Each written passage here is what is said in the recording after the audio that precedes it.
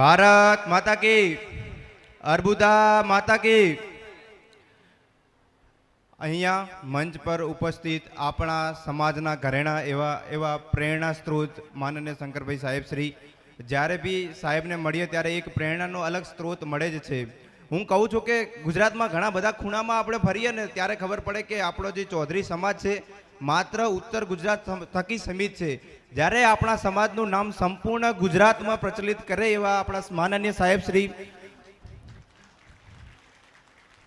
એની સાથે સાથે આપણે બનાસ બેંકના ચેરમેન શ્રી, પ્રમુખ શ્રી, મંત્રી ઉપરાંત સ્ટેજ ઉપર ઘણા બધા મહાનુભાવો બેઠા છે, વડીલો બેઠા છે, આગેવાનો બેઠા છે, દાતાશ્રી છે ને મારી સમક્ષ જે સમાજના વડીલો, યુવકો, યુવતી, ભાઈઓ અને બહેનો બધાને મારે અર્બુદા માતા કી જય।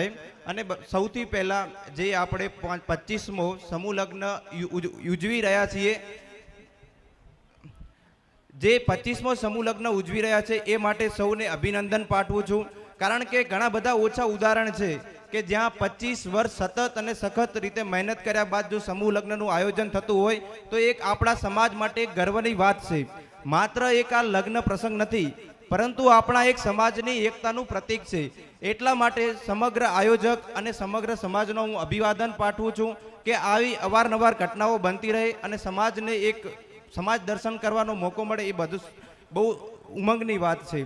બીજી વસ્તુ એ છે કે જ્યારે 24મો સમૂહ લગ્ન થતો હતો ત્યારે માનનીય સાહેબ શ્રીના સ્પીચ આપવામાં આવી ત્યારે એમને કીધું કે જ્યારે મારે આઈપીએસનું સન્માન કર્યું ત્યારે એમને કીધું કે હવે આપણે સમાજને આગળ આઈએસ અને આઈએફએસ અધિકારીની જરૂર છે। તો મેં એ સ્પીચનું માન્ય રાખી મેં વળી પ્રયાસ કર્યો, હું ફરીથી સમગ્ર ભારતમાં 115 રેન્ક સાથે આઈએસ બન્યો।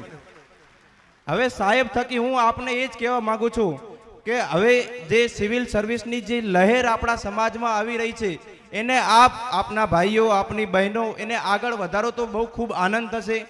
એમાંથી મુખ્ય વસ્તુ એ છે કે બહેનોને શિક્ષણ ક્ષેત્રમાં વધુ આગળ લાવવાની ખૂબ જ જરૂર છે। તો મારી એક સ્મોલ રિક્વેસ્ટ છે કે આપણા ભાઈઓ અને બહેનોને ખૂબ ભણાવો। મારું જીવન થકી મને એક જ વસ્તુ શીખવા મળી છે કે શિક્ષણ જ સૌથી મોટો હથિયાર છે।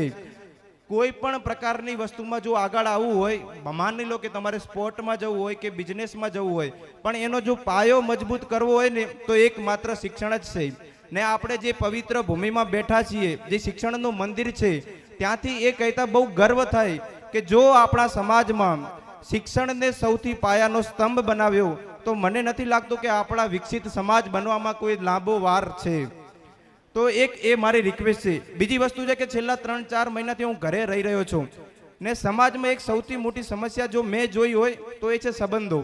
અત્યારે જોઈએ તો સંબંધોમાં ઘણા ટકરાવ આવી રહ્યા છે, ભાઈ વચ્ચે આવી રહ્યા છે, માતા પિતા અને પુત્ર વચ્ચે આવી રહ્યા છે, ભાઈ બહેન વચ્ચે જોવા મળી રહ્યા છે, પાડોશી વચ્ચે જોવા મળી રહ્યા છે।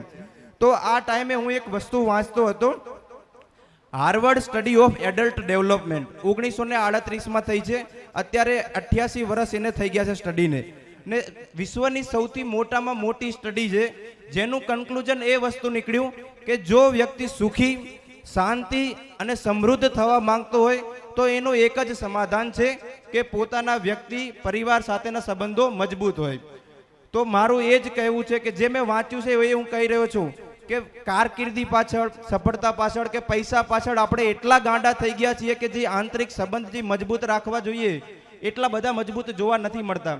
એના કારણે તિરાડો અને ટકરાટ વધી જાય છે। તો મારે એક સ્મોલ સજેશન છે કે સફળતા, કારકિર્દી કે પૈસા સેકન્ડરી વસ્તુ છે, જે પ્રાઇમરી વસ્તુ છે એ એક સંબંધ છે। મિત્ર સાથેનો સંબંધ, પિતા પુત્ર સાથેનો સંબંધ, ભાઈ સાથેનો સંબંધ। જો વ્યક્તિ સંબંધમાં સફળ રહ્યો ને તો મારું માનવું છે કે વ્યક્તિ જીવનમાં સફળ રહેશે।